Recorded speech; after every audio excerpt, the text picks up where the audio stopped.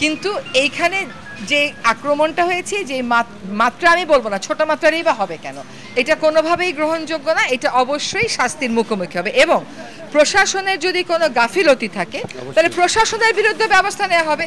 যদি আমরা দেখি প্রশাসন ভুল তথ্য দিয়েছিল, যদি আমরা দেখি যে আমি আস্তে আস্তে পড়লাম যে প্রশাসন নাকি বলেছিল সব ঠিক আছে, কোনো অসুবিধা হবে না, যদি তাদের ইন্টেলিজেন্সের ঘাটতি থাকে কেন ছিল সেই ঘাটতি এটা জানতে হবে। তখন তাদেরকেও শাস্তির মুখোমুখি করা হবে, তাদের বিরুদ্ধে প্রশাসনিক ব্যবস্থা গ্রহণ করা হবে। আমরা প্রথম থেকে বলেছি আমরা যে কোনো মব সৃষ্টিকারী প্রচেষ্টার বিরুদ্ধে, মবের বিরুদ্ধে প্রথম থেকে বলেছি। এখন আপনাদেরকে আমাদের পরিবেশ উপদেষ্টা বলেছে আমরা যেই পুলিশ নিয়ে কাজ শুরু করেছি সেই পুলিশ হচ্ছে আওয়ামী লীগ 15 বছর যাবৎ নিজের দলীয় লোক নিয়োগ দিয়ে ধীরে ধীরে এই পুলিশটাকে গড়ে তুলেছে। সেই পুলিশ আমাকে 100% সাপোর্ট প্রথম দিক থেকে দিতে পারবে বলেন?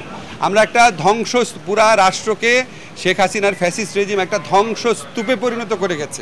একটা ধ্বংসস্তূপের মধ্যে থেকে আমাদেরকে আস্তে আস্তে ঘুরে দাঁড়াতে হয়েছে।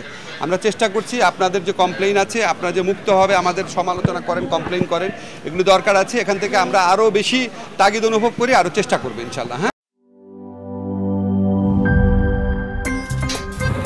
আমার একটা স্মার্ট সিদ্ধান্তে 25% গ্যাসের খরচ কমেছে। ভাবছেন কিভাবে?